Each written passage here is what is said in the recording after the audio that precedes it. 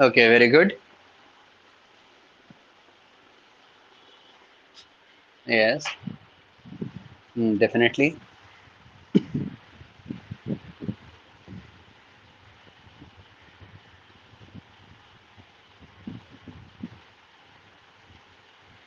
Okay.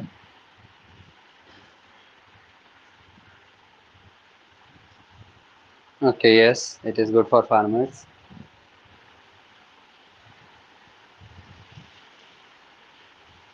Hmm. Yes.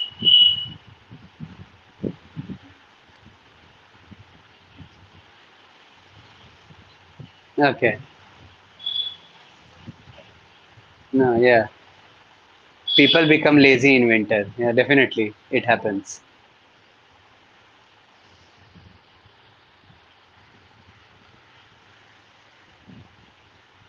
Okay, very good.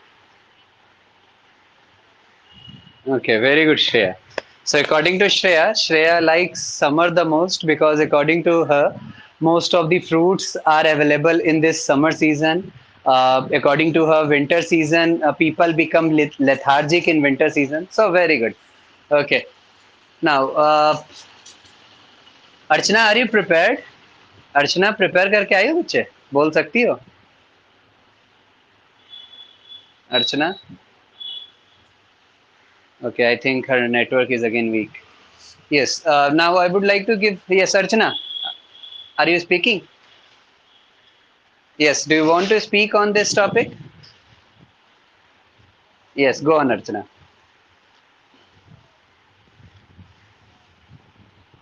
Okay.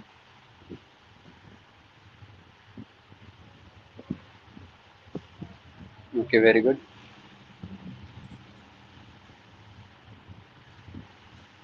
Mm-hmm.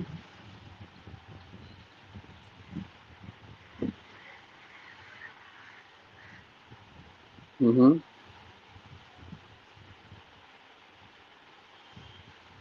Mm-hmm. Okay. Anything else from your side, Archana? Okay. Thank you. Very good, Archana. So Archana was in favor of both the topic in both the season, summer season as well as winter season, because when people like to sleep, winter season is better. When people like to work or the farmers like to grow their grains on their agricultural land, summer season is best. So according to her, both the seasons were are good. Okay.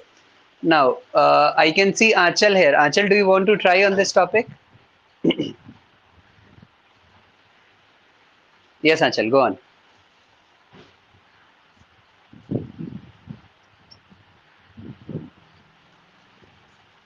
Okay.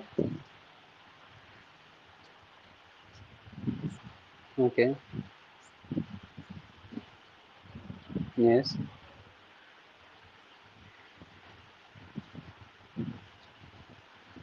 Definitely.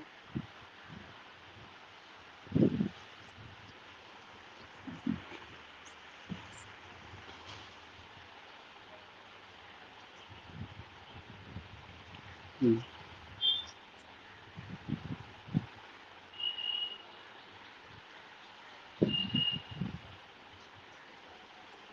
Yes.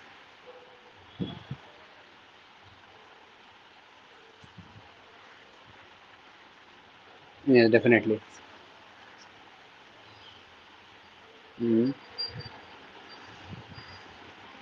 Okay, very good. Mm-hmm. Mm.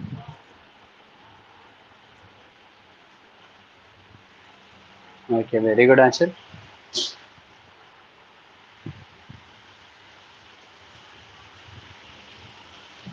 Okay. Okay, very good. Well try, Anchal.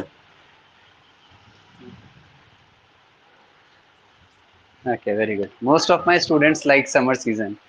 Okay, very good. Yes, we have others there. Others, have you prepared on the topic? Have you prepared yourself?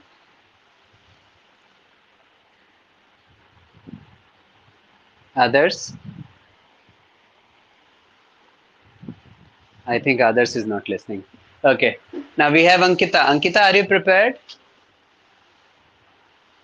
Yes, Ankita, go on.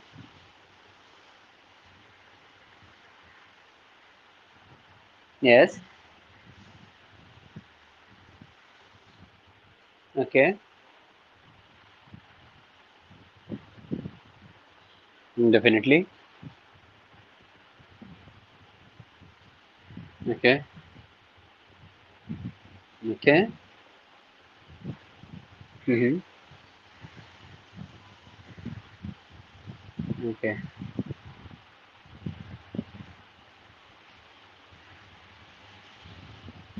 Definitely. Okay. Is there anything else from your side, Ankita? और कुछ बोलना है या हो गया? Okay. Very good, Ankita. So Ankita is also in favor of summer season because according to her, days are longer in summer in comparison to the winter season. According to her, in summer season the summer holidays are longer than the winter holidays. So most of the things are there in my students mind which is running. Fruits are there, days are longer, summer holidays are longer, so that's why most of my students are choosing summer season the best season rather than the winter season. Very good. Okay, now we have Abhishek there. Abhishek, do you want to try on this topic? Yes, Abhishek, go on. हाँ बिल्कुल बोलो अभिषेक.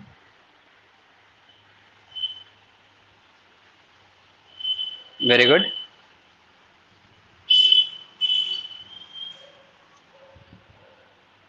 Definitely.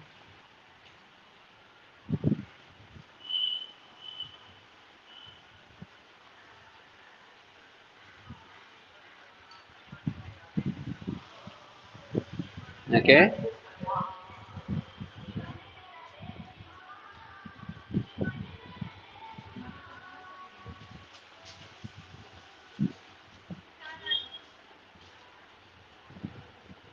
Okay.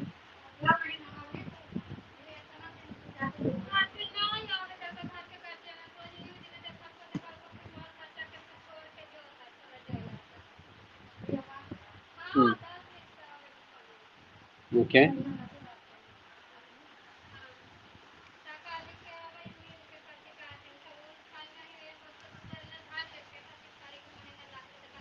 Definitely.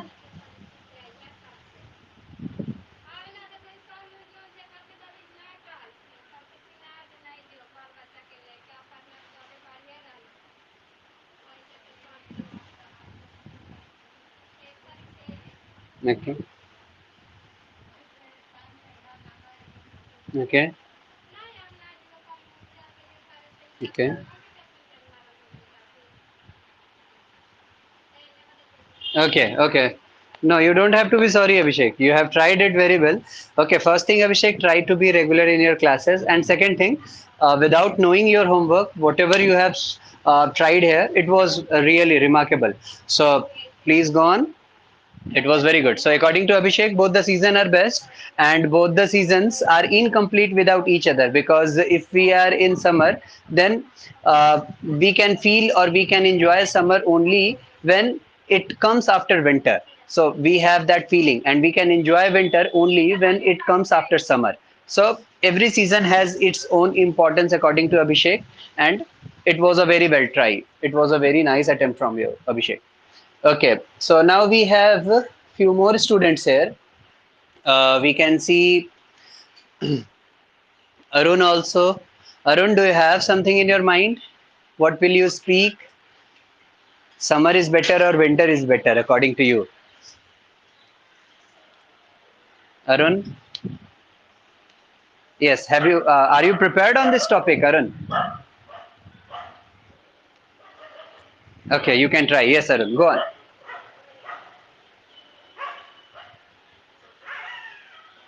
Okay,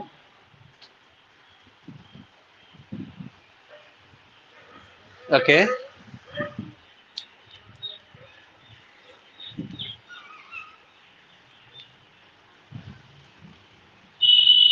okay,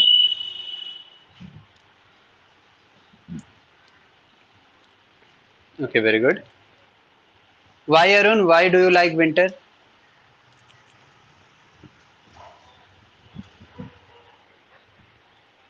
Okay.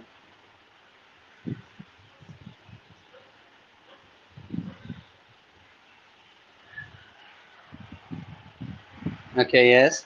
Most of the people try to reside at their home. Yes. Yes.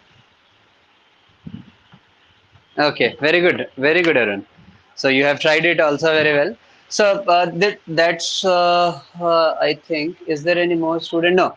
So that's it for today's our speaking section. Gaurav. Okay. Okay, Bandita. Go on. Okay. Why?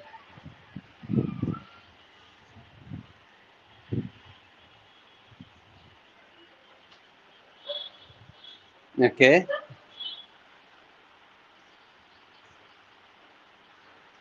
Okay.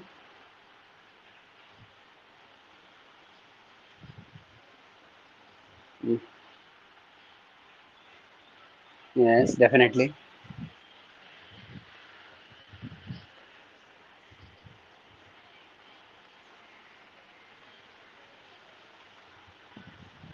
Mm-hmm. Okay.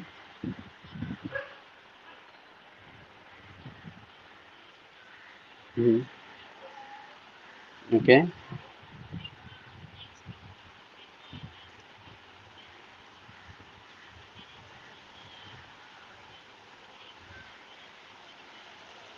Okay. Yeah. Definitely.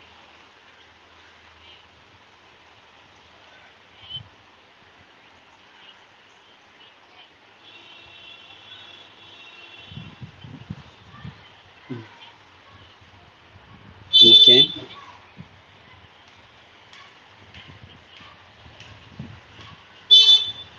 Definitely.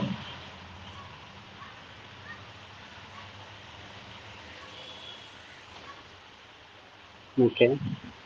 Okay.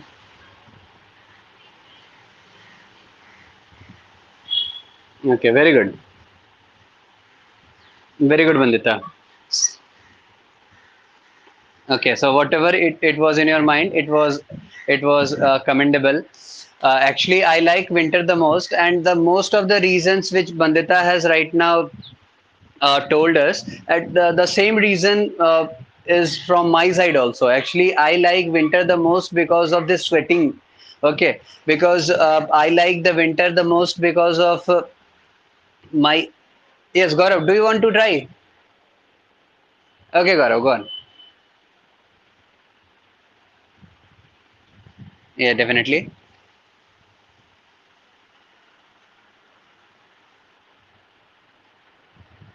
Longer. It means yeah, yeah, winter the most.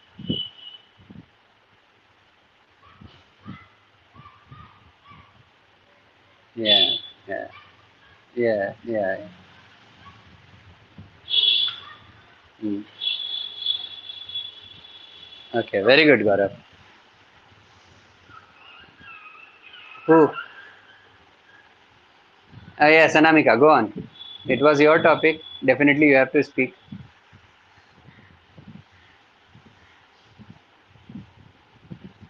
Mm-hmm. Mm-hmm. Okay. Mm-hmm.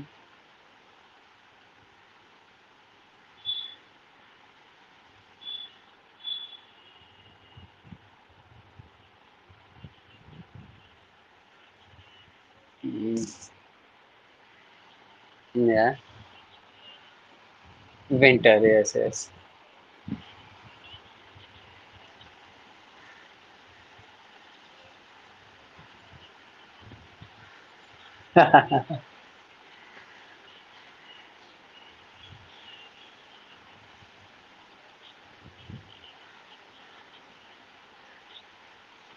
Yeah. Yeah.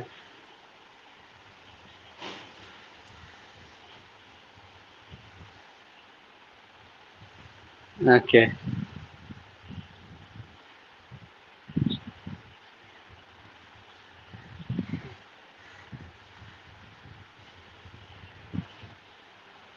हाँ, हाँ, अच्छा, okay.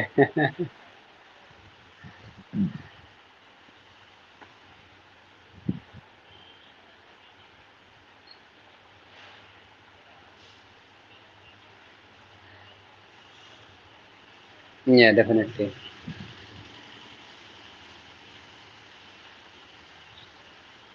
Mm, you don't know. Definitely.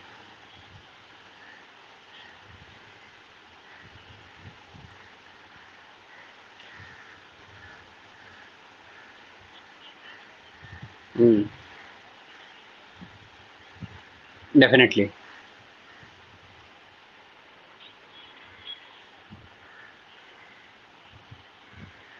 Mm-hmm.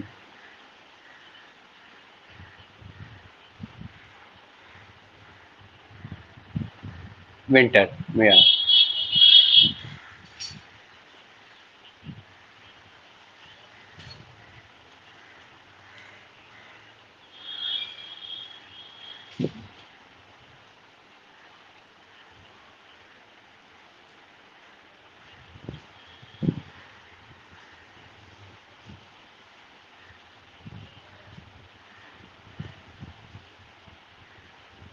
Mm-hmm. Definitely it was very commendable. Anamika, पता है यहाँ से ना, अभी अनामिका के इन बातों से ना मुझे, मतलब मैं हिंदी में बोलने में मजबूर हूँ इसलिए क्योंकि मुझे एक बड़ा बढ़िया सा मीम्स एक याद आ रहा है। उसमें मतलब सर्दी के दिनों में बड़ा प्रचलित होता है ना, बहुत ही ये फेमस होता है ये मीम। और उसमें लिखा क्या होता है ना, कि ऐसी सर्दी आज तक बनी ही नहीं जो लड़कियों को शादी में ना स्वेटर पहनवा दे। ठीक है। तो आज अनामिका कह रही थी कि सर आज अनामिका जब कह रही थी कि सर वो सर्दियों में हमें पहनना पड़ता, मैं सच कहता हूँ मैं भी नहीं देखा कितनी भी सर्दी पड़ रही हो, है ना। मतलब कि बॉयज को मैंने देखा है कि वो बहुत कुछ पहने होते हैं, लेकिन लड़कियां मैंने नहीं देखा बहुतों को कि वो स्वेटर डाल रखी हो, मतलब वो वैसे ही रहती है। तो चलो ठीक है। हाँ।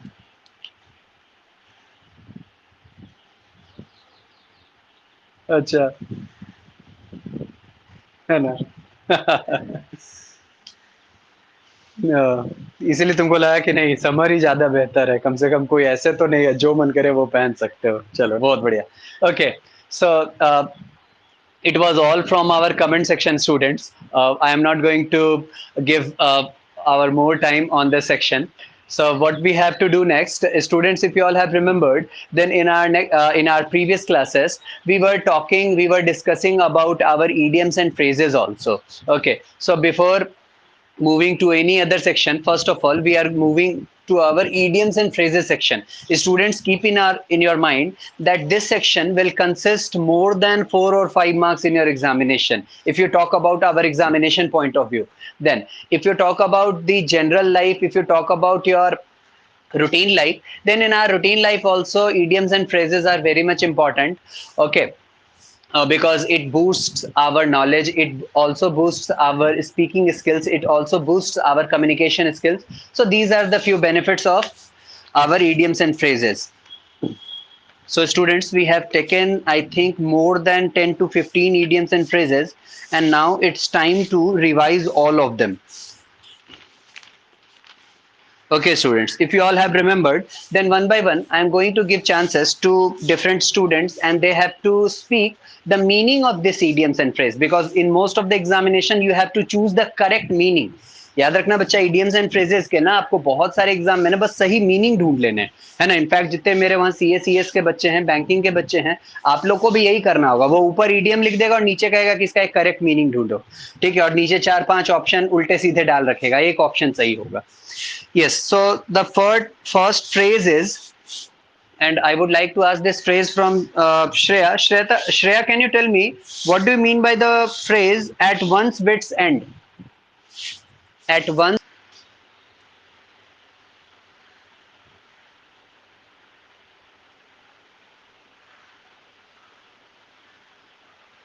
अब नेटवर्क ठीक है, चलो मेरी आवाज आराम से पहुंच रही है आप लोगों तक। ओके। तो ये देखो, अज्यूम एयर्स, है ना। ध्यान रखना बच्चा, अज्यूम एयर्स का मतलब क्या है? To pretend superiority. तो इसके बारे में हमने सेंटेंस क्या बनाया, the rich are in the habit of assuming airs, है ना, जितने भी अमीर लोग होते हैं उनकी ये हैबिट होती है, उनकी आदत होती है कि वो हमेशा किस चीज की कोशिश करते हैं, वो अपने आप को सुपीरियर दिखाने की कोशिश करते हैं।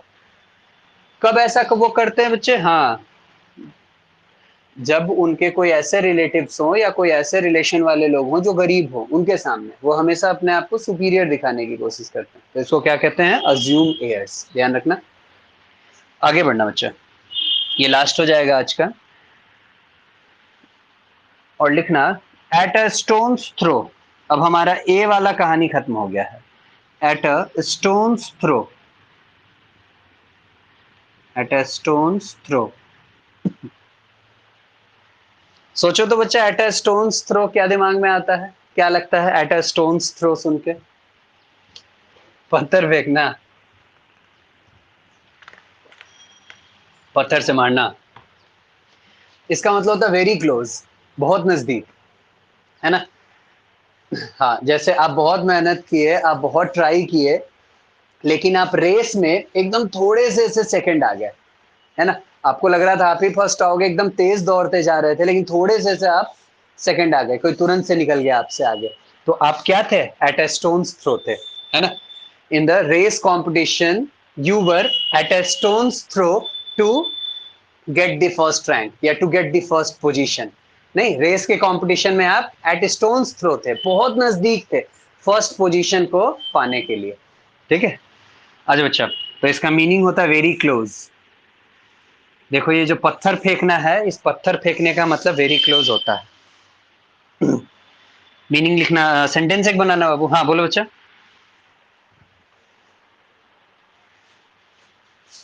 एक बार फिर से बोलो तो अदर्स।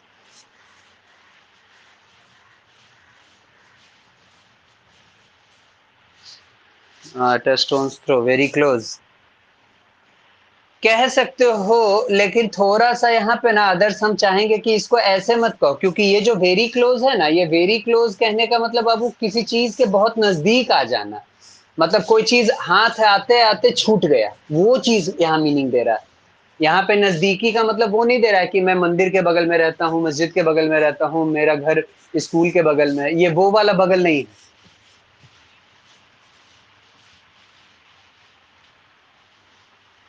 हाँ बिल्कुल, ये हो सकता है ना, ये हो सकता है, क्योंकि बाबू यहाँ पे वेरी क्लोज जो है ना, ये सेंस दे रहा है किसी चीज को प्राप्त करने वाले थे आप, अक्वायर करने वाले थे, हासिल करने वाले थे, और फिर वो आपके हाथ से निकल गया, मतलब हाथ को आया मुंह को ना लगा, कुछ ऐसा इसका मतलब है बाबू, है ना। तो लिखना, हाँ, तो यहाँ पे हम लोग सेंटेंस बना लेते हैं।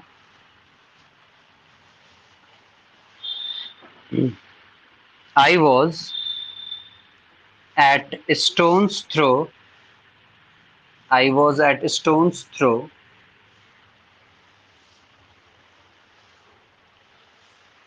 To pass the exam, to pass the examination.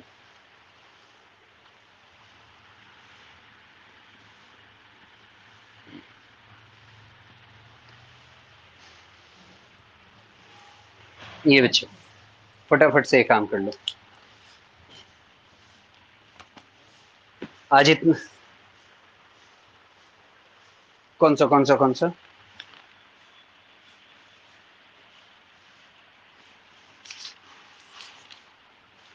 अच्छा, नहीं, एक एक फ्रेज ऐसा था जो हम पूछे थे, एट लॉगर्स हेड। हाँ,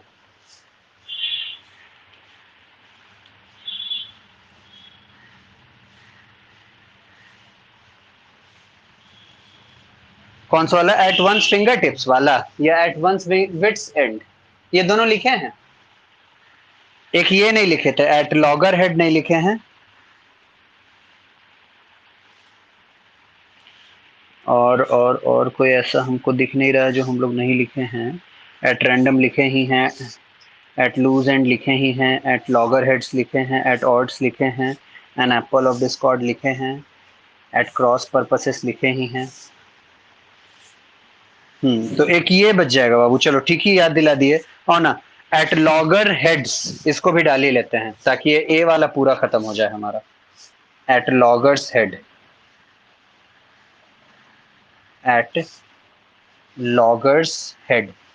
अच्छा, इसको याद करने का एक सबसे अच्छा तरीका क्या है बच्चा पता है? जब क्लास में ये सारी चीजें हो ना, तो जैसे हिंदी में नहीं हम बोलते कि बाबू सोचो आपके दिमाग में क्या आता है, तो वो वाला पहले सोचने की कोशिश करो कि इसके बारे में हम क्या बोले थे और मीनिंग क्या निकल करके आया था। क्योंकि बच्चे याद रखना, यहाँ से आपसे एग्जामिनर सेंटेंस नहीं बनवाएगा, यहाँ से आपसे आपका एग्जामिनर करेक्ट वो उसका मीनिंग ढूंढवाएगा, है ना। चाहे आप बैंकिंग दे रहे हो, चाहे आप सीए में दे रहे हो, है ना, वो आपसे आपका एग्जामिनर जो है बच्चे वो करेक्ट मीनिंग ढूंढवाएगा, वो आपसे सेंटेंस नहीं बनवाएगा। तो इसका बस मीनिंग आपको ध्यान रखना ज्यादा जरूरी है। तो एट लॉगर्स हेड की अगर बात करते हो तो बच्चा याद रखना, ये एट लॉगर्स हेड जो है इसका मतलब हो जाता है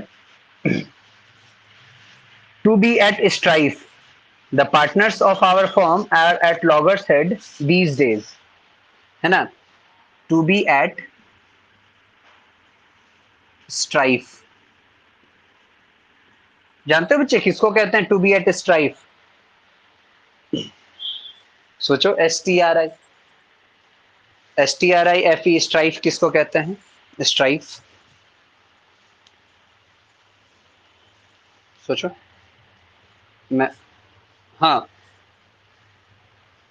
क्या बोल रही हैं आप? स्ट्रगल, स्ट्रगल बोल रही हैं क्या? झगड़ा हो सकता है। हाँ बच्चा, इसका मतलब सच में अगर कहो तो इसका मतलब झगड़ा ही होता है ना। ये जो स्ट्राइफ है इसका मतलब होता है कि मन नहीं मिलना, मन मुटाव का सुने हो कभी नाम? आपस में मन मुटाव हो गया मतलब, हाँ, मेरा मन आपका मन, हम लोग पार्टनर है सब लोग, एक किसी कंपनी को, एक किसी हम लोग पार्टनरशिप फॉर्म को चला रहे हैं, और अब पार्टनर्स के बीच में हमारे मन नहीं मिल रहा है, वो पार्टनर कुछ कहता है, ये पार्टनर कुछ कहता है, उसको कहते हैं बाबू टू बी एट स्ट्राइफ। तो ना एक सेंटेंस इसके लिए बनाते हैं और लिखते हैं, the partners of our firm, the partners of our firm, the partners of our firm are at strife, are at strife, are at, हाँ सॉरी, हाँ sorry, are at loggerheads लिखना था। क्या कह रही है श्रेया, बुरा लगना? हाँ तो झगड़ा होगा तो बुरा तो लगेगा ना। आर एट लॉगर्स हेड, मन नहीं मिलेगा तो बुरा तो लगेगा ही। Are at loggerheads these days. ये लो अच्छा, फटाफट से लिख के इसको खत्म कर दो तो।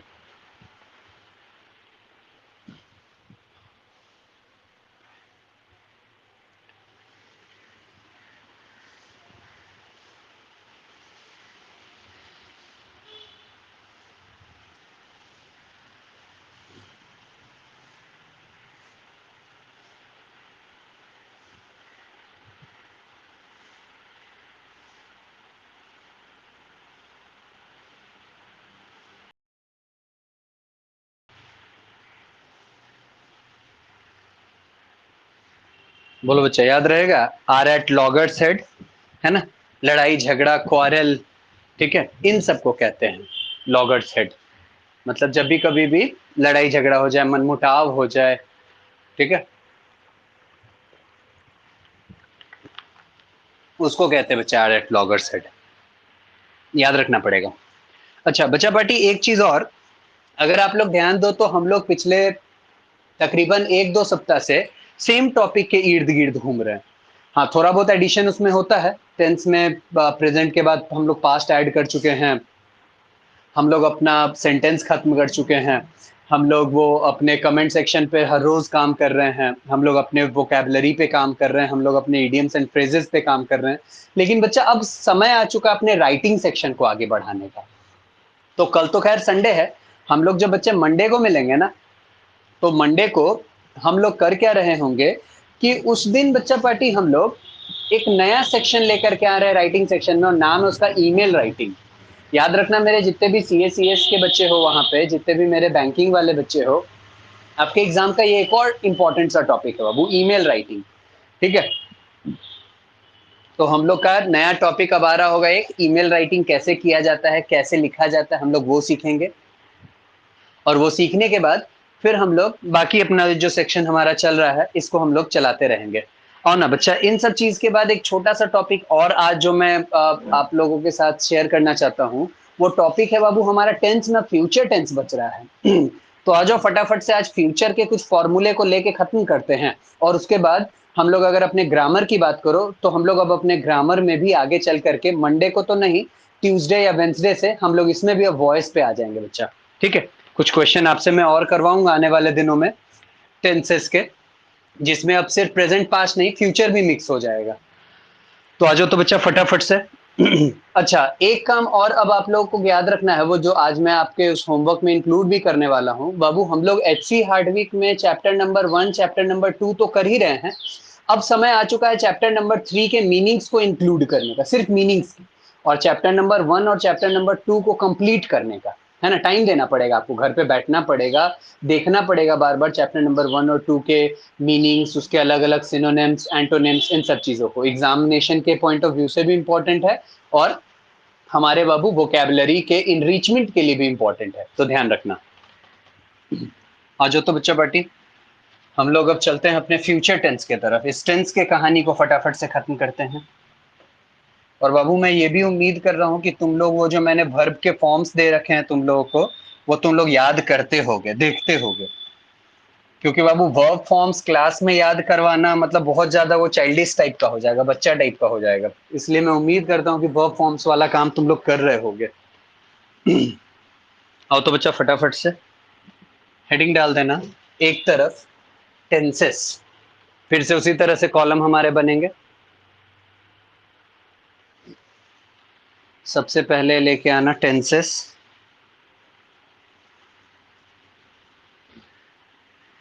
फॉर्मूले,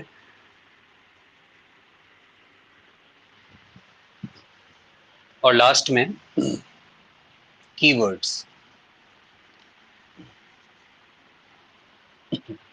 आज हम लोग बात कर रहे हैं अपने फ्यूचर टेंस की। तो आप लोग को अब ये तो याद हो चुका होगा बाबू कि जब भी कभी भी पास्ट की, प्रेजेंट की, फ्यूचर की, अगर तीनों की बात करते हैं, तीनों टेंस की, तो तीनों टेंस में कहानी जो है वो चार ही तरह की होती है, या तो इंडेफिनिट होगा, या कंटिन्यूअस होगा, या परफेक्ट होगा, या परफेक्ट कंटिन्यूअस होगा। तो आई सी पी और पीसी, ये ध्यान रखना है आपको, है ना। बहुत मदद करने वाला है आपका ये आई सी पी और पीसी, वॉइस में, नरेशन में, दोनों में। ठीक है, और आपके एग्जाम का ये दोनों हॉट फेवरेट टॉपिक है बाबू, याद रखिएगा हर एक एग्जाम का। पहला, future indefinite tense, future indefinite. अच्छा बच्चा, बट एक बात याद रखना, कई लोग कंफ्यूज होते हैं ये इंडेफिनिट वर्ड से भी, है ना। जैसे मान लो प्रेजेंट इंडेफिनिट कह दूं, पास्ट इंडेफिनिट कह दूं, या फ्यूचर इंडेफिनिट कह दूं। आप लोग को ये भी ध्यान रखना पड़ेगा बच्चा पार्टी क्या, कि ये तीनों जो होते हैं ना, इसको सिंपल प्रेजेंट, सिंपल पास्ट और सिंपल फ्यूचर भी के नाम से भी जानते हैं। तो कंफ्यूज मत हो जाना, कोई सिंपल पास्ट कह दे तो कंफ्यूज मत हो जाना। सिंपल पास्ट बोले तो पास्ट का सबसे पहला वाला फॉर्म, मतलब कि पास्ट इंडेफिनिट की बात हो रही है ना। कोई सिंपल फ्यूचर कह दे तो याद रखना बाबू वो फ्यूचर इंडेफिनिट की बात कर रहा है। ठीक है, या बुक में या क्वेश्चन में ऐसा कुछ दिख जाए तो घबराना नहीं। आ जाओ, फ्यूचर इंडेफिनिट का फॉर्मूला आप में से कोई,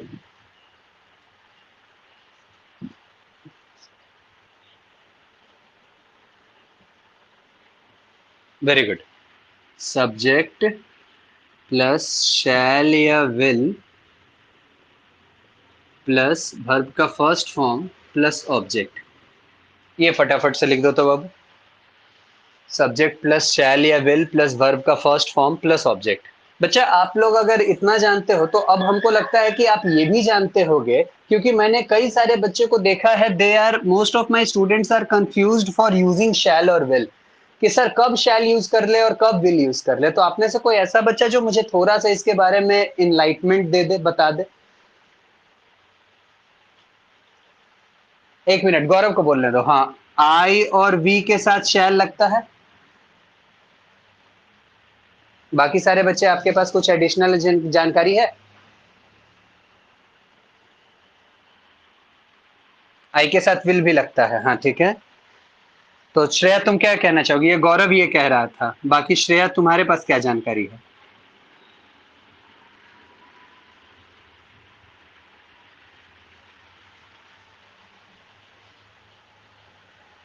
अच्छा,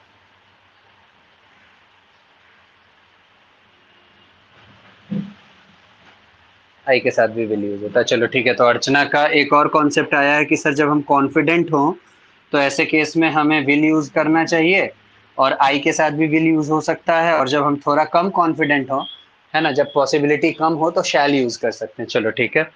और कोई कुछ? और कोई कुछ बच्चा? देखो बच्चे, यहाँ पे अगर हाँ बोलो अनामिका। हम्म। ठीक है। हम्म। हम्म। और शैल जब कोई चीज मस्ट ना हो तो, मतलब अर्चना इससे थोड़ा अग्री करती हो? अच्छा ठीक है, बिल्कुल। बाबू मैं भी एग्री करता हूँ, इनफैक्ट मैं गौरव से भी एग्री करता हूँ, अर्चना से भी एग्री करता हूँ, है ना। और अनामिका भी वही बात बता रही थी, आप लोगों से मैं एग्री करता हूँ। लेकिन बच्चे अगर मेरी बात मानो ना, तो ये जो शैल है ना, ये थोड़ा अब ओल्ड ग्रामर हो गया है। ठीक है, जिसको ट्रेडिशनल ग्रामर नहीं कहते थे, अब ये ट्रेडिशनल ग्रामर हो गया बच्चा। आप इस शैल का,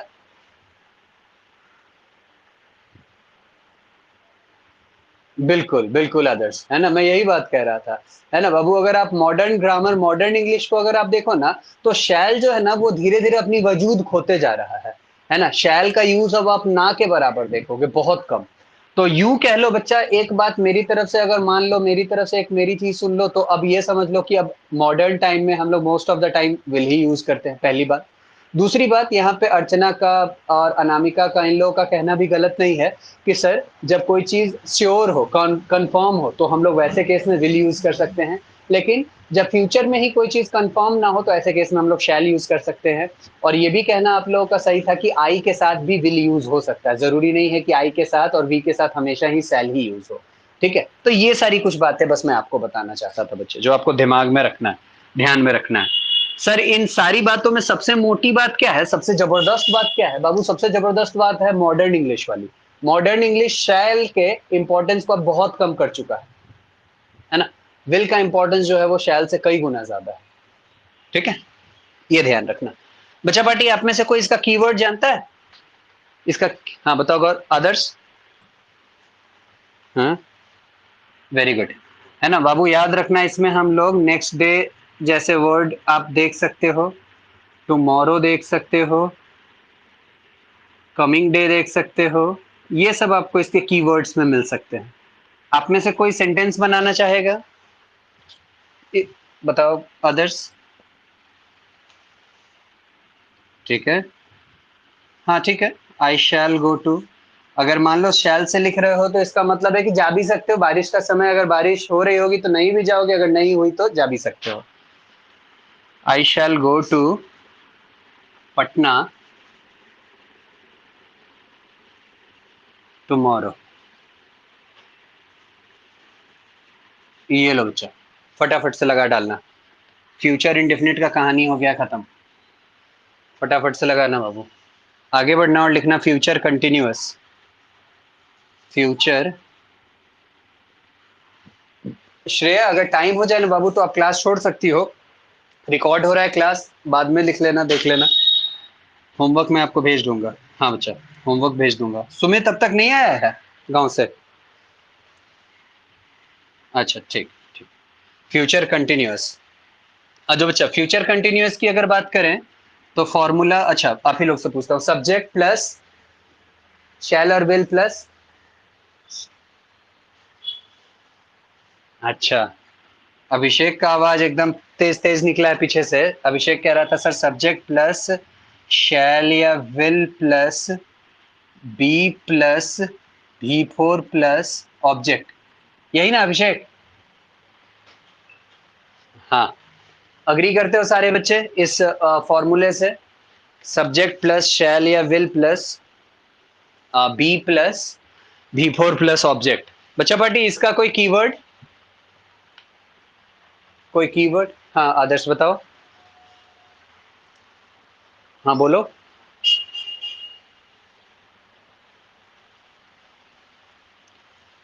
हाँ कह सकते हो, है ना। बाय दिस टाइम कह सकते हो, एट दिस टाइम कह सकते हो, टुमारो, नेक्स्ट वीक कह सकते हो। एट दिस टाइम या फिर by this time.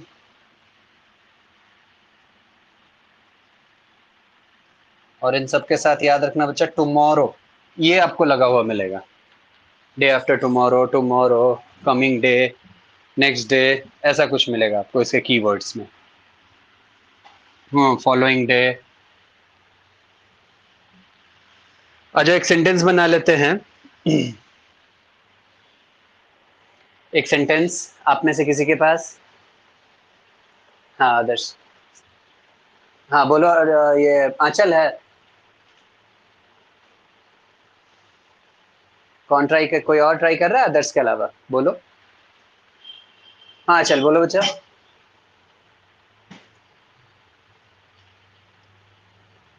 Hmm. I will be completing my homework at this time. हाँ ठीक है, बिल्कुल लिख सकते हैं। I will be completing my homework at this time. Adarsh तुम्हारा क्या सेंटेंस था बाबू, बताओ तो जरा।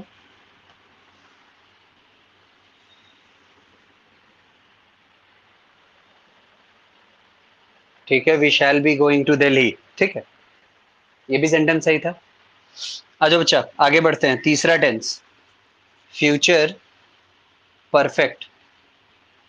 ये देखो पी इसको कहेंगे, याद रखना बाबू, इसको पी से डिनोट करेंगे, इसको सी से डिनोट करेंगे, इसको आई से डिनोट करेंगे।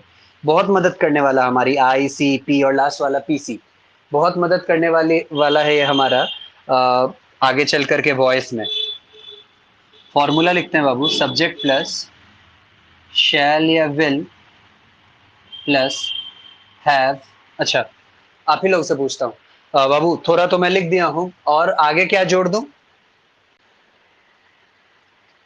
चलो बस ना, और कुछ नहीं ना। V3 प्लस ऑब्जेक्ट, चलो बहुत बढ़िया। है ना, तो याद रखना बाबू, अगर फ्यूचर परफेक्ट की बात करते हो तो सब्जेक्ट प्लस शैल और will plus have plus V3 plus object. है ना। बच्चा पार्टी जानते हो आने वाले दिनों में जो ग्रामर में आपको सबसे बड़ा चेंज दिखेगा ना, फ्यूचर टेंस में ही दिखेगा। और वो चेंज क्या दिखेगा जानते हो? आप लोग को अब ये शैल जो है ना, धीरे धीरे इसका यूज कम होता हुआ दिखेगा। अब लोग अपने ग्रामर के बुक में भी इसको यूज कम करने लग गए हैं।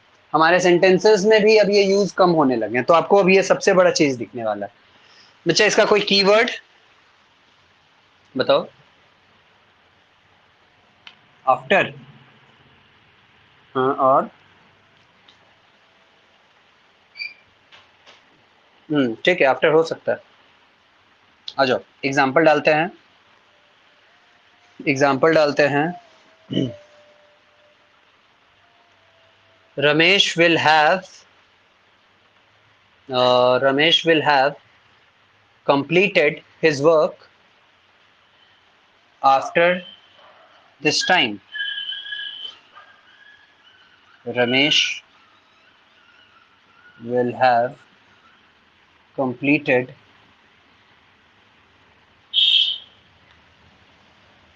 हाँ ये भी कह सकते हो, completed this work after his dinner। Ramesh अपना काम खत्म कर चुका होगा या खत्म कर लेगा, कब? अपने डिनर के बाद। ये कह रहा है ये सेंटेंस।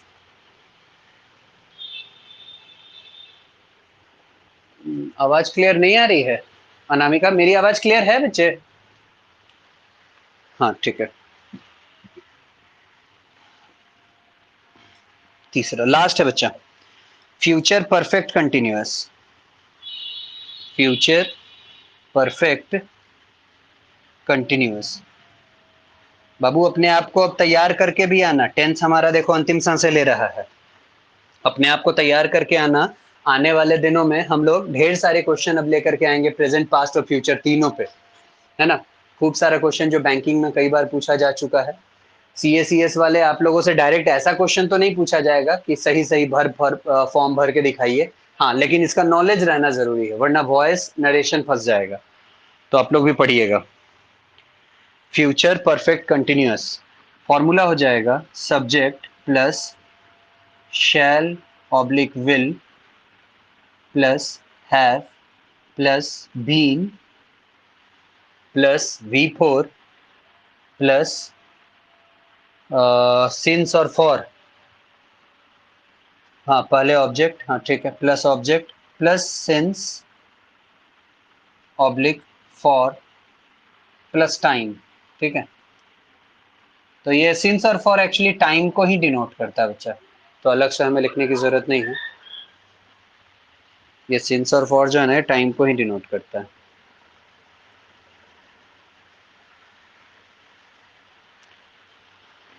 बाबू इसके कीवर्ड्स में याद रखना, यहाँ पे सिंस और फॉर ही आपको मिलेगा, since oblique for plus time period, या प्लस टाइम भी लिख दो तो चलेगा। एक सेंटेंस बना लेते हैं। आप में से कोई इसके लिए कोई sentence?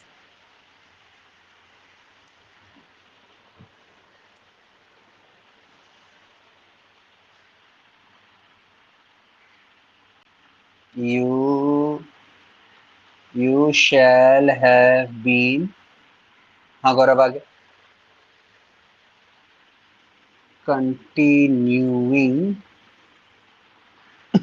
With your job, since और फॉर,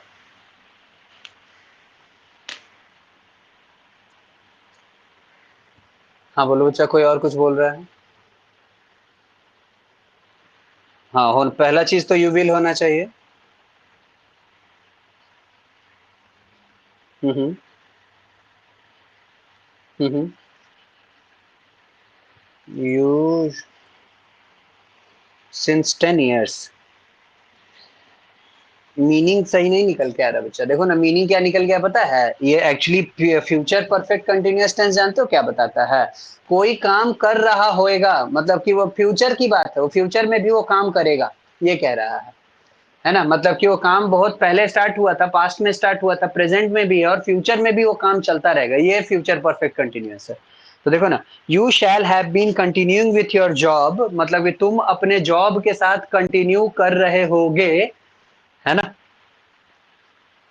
हाँ, तो यहाँ पे ये कह सकते हो कि फॉर नेक्स्ट 10 years, है ना, फॉर नेक्स्ट 10 years ये कह सकते हो, continuing with your job for next 10 years, अगले 10 सालों तक तुम अपने जॉब के साथ कंटिन्यू कर रहे होगे।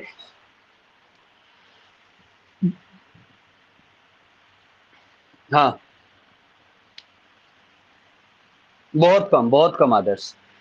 अब ये एक्सटिंक्ट हो गया बाबू, अगर जैसे कुछ कुछ ऐसी पक्षी होते हैं ना, कुछ कुछ ऐसे पेड़ हैं जो अब विलुप्त होते जा रहे हैं, एक्सटिंक्टेड हो चुके हैं बाबू, उसी में सब ये भी एक्सटिंक्ट हो गया, गायब हो गया, लेकिन लिखना पड़ता है इसीलिए लिख दिया। हाँ, तो ये सारी बातें थी बच्चे हमारे टेंसेस के लिए, आप लोग ध्यान रखेंगे इन सारे चीजों का। और आने वाले क्लासेस में अब आपको ध्यान रखना बाबू, क्योंकि अगला क्लास जो हमारा होगा मंडे को, उस क्लास में हम लोग सबसे पहले, उस क्लास में बच्चा हम लोग सबसे पहला काम जो कर रहे होंगे वो काम कर रहे होंगे ईमेल राइटिंग के ऊपर। एक नया टॉपिक लेकर के हम आपके राइटिंग सेक्शन में लेके आ रहे होंगे ईमेल राइटिंग, और फिर हमारा होमवर्क वहां से अब कंटिन्यू होगा, कुछ दिन ईमेल राइटिंग चलाएंगे, ठीक है, उसके बाद फिर हम लोग आगे नया टॉपिक आएंगे। ईमेल राइटिंग करने के बाद बच्चा अगला जो हमारा टॉपिक होगा, वो अगला टॉपिक होगा तुरंत भर में, हम लोग अब कमेंट सेक्शन पे अपने कमेंट कर रहे हैं, कोई टॉपिक आज लेते हैं उस पर हम लोग कमेंट कर रहे होंगे, उस कमेंट सेक्शन को तुरंत में अच्छा, सिर्फ 3 बच्चों को चांस मैं दूंगा, याद रखना, बस 3 ही बच्चे को, ठीक है, और जिसको भी मैं रैंडमली चूज कर लू, ये मत बोलना सर हम भी बोले, सर हम भी बोले, बस 3 ही बच्चे को, हाँ वो 3 बच्चा कोई भी हो सकता है, ठीक है। अच्छा, साथ ही साथ बच्चा पार्टी ये भी याद रखना कि कमेंट सेक्शन के बाद, क्योंकि ये ऑर्डर फिक्स करना बहुत जरूरी है, और आप लोग मुझे बताना भी अगर मैं इस ऑर्डर से डेविएट करूं, तो सबसे पहले ईमेल राइटिंग, फिर कमेंट सेक्शन, और उसके बाद प्रेजेंट, पास्ट और फ्यूचर टेंस, तीनों टेंस पे बाबू हमारे क्वेश्चंस आ रहे होंगे। अगर तब टाइम बच जाता है हमारे पास तो हम लोग अपने इडियम्स एंड फ्रेजेस और वर्ड मीनिंग्स पे आ रहे होंगे। ठीक है बच्चा, ये 4 हमारा इस तरह का सीरियल ऑर्डर होगा मंडे के लिए। तो आ जाओ तो बच्चा फटाफट से आज का होमवर्क लेते हैं। आज का होमवर्क लेते हैं बाबू। खास करके मेरा यहाँ पे थोड़ा सा अटेंशन मेरे बैंकिंग वाले बच्चे और सीएस वाले बच्चों की तरफ थोड़ा सा ज्यादा है। मैं उन लोगों को ये कहना चाहता हूँ कि जितने भी मेरे बैंकिंग के बच्चे हो, जितने मेरे सीएस के बच्चे हो, आपने शायद नोटिस किया हो या नहीं किया हो, देखो बच्चा अब तक आप लोग क्या क्या प्रिपेयर कर चुके हो, है ना। सीएस वाले याद रखना, आपके एग्जाम में जो इंग्लिश है, ये इंग्लिश आपके एग्जाम में बाबू 40 मार्क्स का है। ठीक है, 40 नंबर का ये इंग्लिश है बच्चा। तो याद रखो, आपने अब तक देखो क्या क्या आप कर चुके हो बाबू। सेंटेंस, ये जो सेंटेंस आप लोग कंप्लीट किए हो बच्चा, याद रखना इस सेंटेंसेस से सीएस वाले, बैंकिंग वाले आपके एग्जाम में नियर अबाउट 4 मार्क्स का क्वेश्चन पूछेगा। दूसरा टॉपिक जरा ध्यान दो बाबू। बच्चा पार्टी, आपने वो जो लेटर राइटिंग, वो एप्लीकेशन राइटिंग, वो जो आपने किया है, याद रखना बच्चा, इस लेटर राइटिंग से भी आपके एग्जाम में फिर से 4 मार्क्स का question, letter, application, formal, informal, editor, उनसे 4 मार्क्स का क्वेश्चन। बच्चा ये जो आप टेंस कर रहे हो, टेंस सीएस वाले डायरेक्ट आपसे नहीं पूछेगा, लेकिन एप्लीकेशन है, बैंकिंग वाले डायरेक्ट आपसे पूछेगा ये टेंस। बाबू याद रखना, बैंकिंग वाले आपके एग्जाम में टेंस का जो महत्व होगा, ये नियर अबाउट बाबू फिर से ये 4 से 5 मार्क्स का होगा। ठीक है, काम करते रहना पड़ेगा बाबू, बार बार। अच्छा, उसके बाद अगर आगे बढ़ो बच्चा, तो देखो हम लोग इस टेंस के अलावा ईडियम्स एंड फ्रेजेस कर रहे हैं। ईडियम्स एंड फ्रेजेस बच्चा, ये ईडियम्स एंड फ्रेजेस आपने पता नहीं कभी अपने बैंकिंग का क्वेश्चन देखा है या नहीं देखा है प्रीवियस ईयर का, कभी पलट के देखना बाबू, नेट पे अवेलेबल होता है। सीएस वाले आप लोग भी पलट के देखना बच्चा। ये ईडियम्स एंड फ्रेजेस जो है ना, ये आपके एग्जाम में तकरीबन 2 क्वेश्चन पूछा जाता है, 2 मार्क्स का। ठीक है। अच्छा, पांचवा वर्ड मीनिंग्स अगर बात करें, वोकैबुलरी कह लो, वर्ड मीनिंग कह लो, जो कहना कह लो, सिनोनिम्स कह लो, एंटोनिम्स, ये सब इसी में आ जाता है बाबू। याद रखना ये 3 मार्क्स का क्वेश्चन पूछा जाएगा। तो अगर ध्यान दो बाबू, तो 4 4 8 4 12, 2 14 और 3 17, 17 नंबर के तैयारी के साथ हम लोग रेगुलर चल रहे हैं, है ना। मैंने अभी कुछ ही दिन पहले आप लोगों से ढेर सारे क्वेश्चन सेंटेंसेस के पूछे थे। लेटर राइटिंग हम लोग अभी कुछ ही दिन पहले तक कर रहे थे। इनफैक्ट आज भी आपका होमवर्क बाबू मेरे डायरी में मेंशन्ड है। आज हमारे पास उतना टाइम बचा नहीं कि मैं जिक्र कर सकूं। वैसे अब आप लोग धीरे धीरे लाइन पे आ चुके हो, है ना। अब हम लोग होमवर्क डिस्कशन की बातें ईमेल राइटिंग से कर रहे होंगे बाबू। टेंसेस अभी हम लोग चला ही रहे हैं, बात कर ही रहे हैं इसकी। ठीक है, इडियम्स एंड फ्रेजेस बात हो ही रही है, वर्ड मीनिंग्स हो ही रही है बातें, है ना। तो रेगुलर करना पड़ेगा वो। किसी एक टॉपिक को छोड़ दो, मेरे तरफ से छूट सकता है because I have only an hour, लेकिन आपके तरफ से नहीं छूटना चाहिए। याद रहना चाहिए कि इतनी सारी चीजें क्लास में हो चुकी हैं और हो रही हैं, तो आपको रेगुलर रेगुलर रेगुलर रिवाइज करते रहना पड़ेगा, ध्यान रखना। ठीक है, तो आने वाले क्लासेस में बच्चे मेरा होमवर्क भी यहीं से होगा। अगर वर्ड मीनिंग अगर आप ध्यान से देखो, तो वर्ड मीनिंग अब आपका हो जाएगा लेसन 1 2, ये 1 और 2 ऑल, और लेसन 3 का सिर्फ वर्ड मीनिंग। खुद से अपने आप के लिए ईमानदार रहना होगा, ये नहीं कि होमवर्क लेके गए और उसके बाद पलट के देखे ही नहीं होमवर्क की तरफ, नहीं बच्चा। ऐसा करोगे तो फिर परेशानी में फंसोगे, मेहनत करना पड़ेगा। लेसन 1 2 ऑल, और थर्ड का वर्ड मीनिंग हमको चाहिए आपसे बाबू। इडियम्स एंड फ्रेजेस भी आपको याद करने होंगे, learn all idioms and phrases. Tenses की बात अगर करते हो तो लर्न टेंसेस, पूरा टेंसेस याद कर जाओ। लेटर राइटिंग पे आज कोई होमवर्क नहीं है, इस पे आज कोई होमवर्क नहीं है बाबू। सेंटेंसेस रिवाइज करते रहो, कभी भी उसी तरह से एट रैंडम, है ना। एट रैंडम बाबू, मैं इसी तरह से एमलेसली, है ना, एम नहीं है मेरा, देखो ना, कोई एम नहीं है, मैं आपसे पूछने के लिए कह नहीं रहा हूं, लेकिन at random aimlessly Babu questions दूंगा और आपसे अलग अलग तरह के क्वेश्चंस के बारे में पूछूंगा कि कौन सा सेंटेंस कैसा है, बताओ, डिटेक्ट करो। ठीक है, तो ये सारे हमारे छोटे मोटे से होमवर्क से बच्चे, तैयार करके आओ अपने आप को। मिलते हैं फिर से हम लोग मंडे के क्लास में इसी टाइम पे। आज के लिए बच्चा पार्टी इतना ही। कमेंट सेक्शन, हाँ कमेंट सेक्शन छूट गया था, thank you Archana. Comment section बाबू, किसी के पास कोई टॉपिक है बढ़िया सा फिर से आज इसी तरह का कोई, समर विंट, एनिमल, एनिमल टेस्टिंग। अच्छा ठीक है, ये भी टॉपिक सही है। बोला जा सकता है, इस पे ढूंढा जा सकता है। एनिमल टेस्टिंग, हाँ सही बात है ना। अगर किसी भी नए तरह के हम लोग कोई भी मेडिसिन वगैरह भी हम लोग अगर देखते हैं या कोई भी नया हम लोग को टेस्ट करना होता तो एनिमल्स पे ही करते हैं। Animal testing should be band. हमको नहीं लगता है कि इसके अगेंस्ट में भी कोई बोलेगा, सब ज्यादातर बच्चे फेवर में ही बोल रहे होंगे। शुड बी बैंड, बाबू ये लो। अच्छा, मौका बस मैं 3 ही स्टूडेंट को दूंगा, तैयार रहना। अच्छा, ये मत सोचना कि मुझे नहीं मिलेगा मौका, सब किसी को ही मिल सकता है, इसलिए तैयार होके सब आना, है ना। मिरर के सामने बोलने की कोशिश करना बाबू, जो भी, क्योंकि मुझे पता है आप लोग नेट से ये सारे डेटा आप लोग कलेक्ट करते होंगे, जो भी आपको बोलना है करो, अच्छी बात है। लेकिन उस कलेक्टेड डेटा को ना अपने मिरर के सामने भी एक बार खुद से बोल के प्रैक्टिस करो कि क्या हम बोल रहे हैं, बोलने वक्त मेरा पोस्चर कैसा रहता है, मेरा जेस्चर कैसा रहता है, मेरा प्रोनाउंसिएशन कैसा रहता है ना। रेगुलर काम करना पड़ेगा बाबू, आने वाले 4 5 6 महीनों तक ना हम लोग लगातार इन सारे चीजों पे काम करते रहेंगे। कब तक नहीं सुधरेगा ये देखते हैं, है ना। कब तक ठीक नहीं होगा, कभी ना कभी तो ठीक होगा। रोज रोज काम करेंगे इस पे, तुम कब तक नहीं ठीक होगे, हम भी जिद्दी हैं, अगर तुम जिद्दी हो तो हम भी जिद्दी हैं भाई। ठीक है, तो मिलते हैं बच्चा मंडे को कुछ और इंटरेस्टिंग से टॉपिक्स के साथ। आज अपने क्लास को हम यहीं पे रोकना चाहते हैं। थैंक यू आज के लिए। Take care of yourself, bye bye. Thank you, चलो थैंक यू।